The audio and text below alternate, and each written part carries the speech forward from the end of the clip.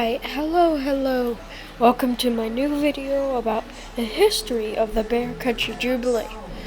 Alright, let's get started. The Bear Country Jubilee was one of creative engineering's first well, it wasn't actually. I'm gonna just say that ahead.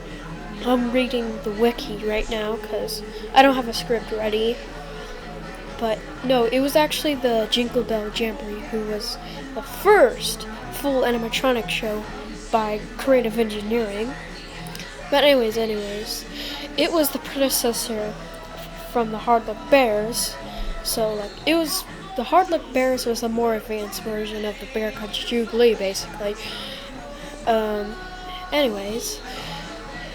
the Rockfire Explosion, the show was built between 1977 and 1978, which that was whenever the second show was made, and in 1977 that was whenever the first show was made, I think. I don't know.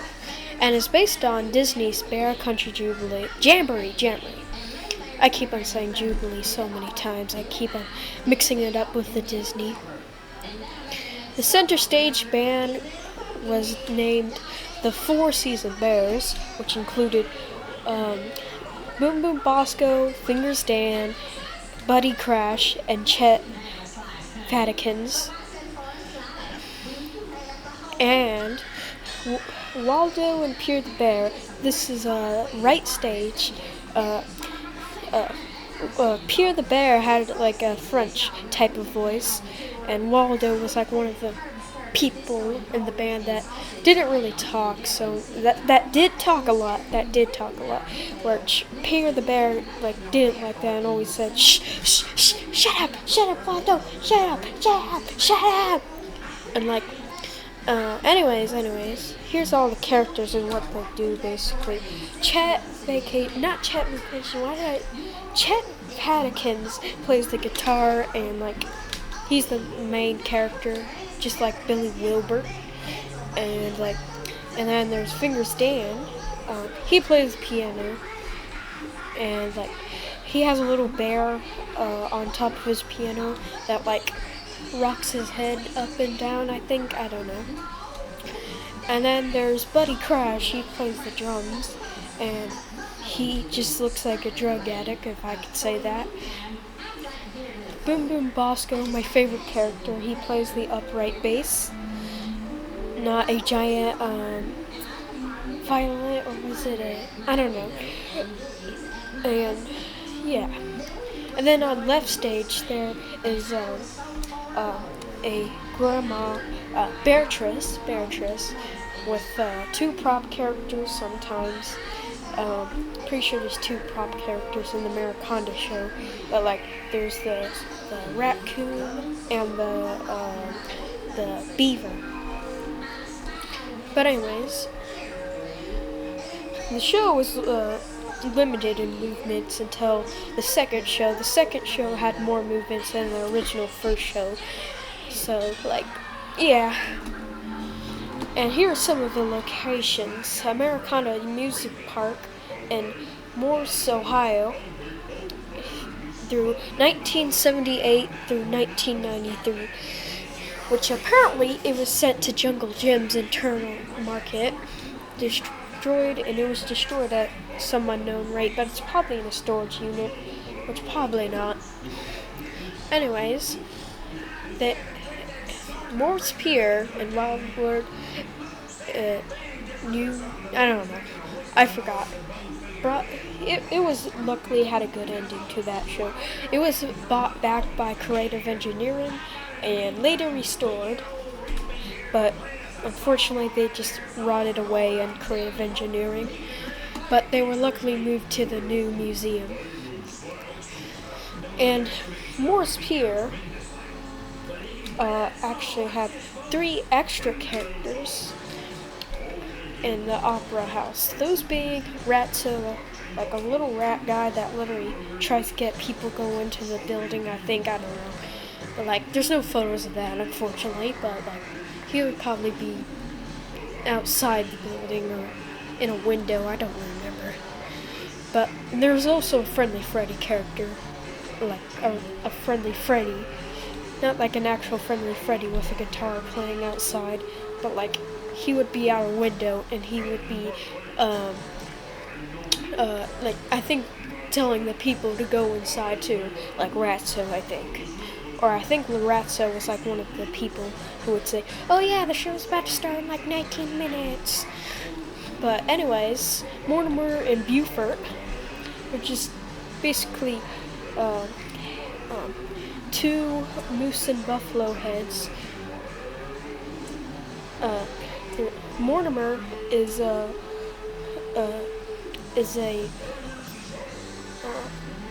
hold on. I'm just not even reading the script, but yeah, they're two animal heads. Mortimer is a buffalo, I think.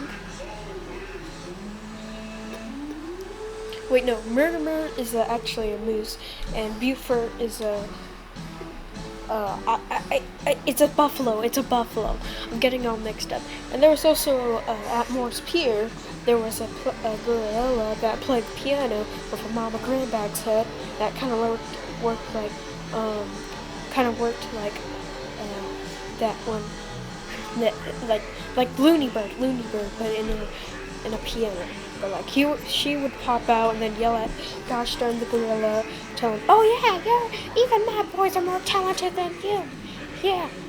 But like gorilla, there's actually footage of them in good condition actually, but it's very low quality footage, and it's basically just a retrofitted. It's basically just a. Oh come on! I keep on forgetting the script. It's basically just a retrofitted Wolfpack 5.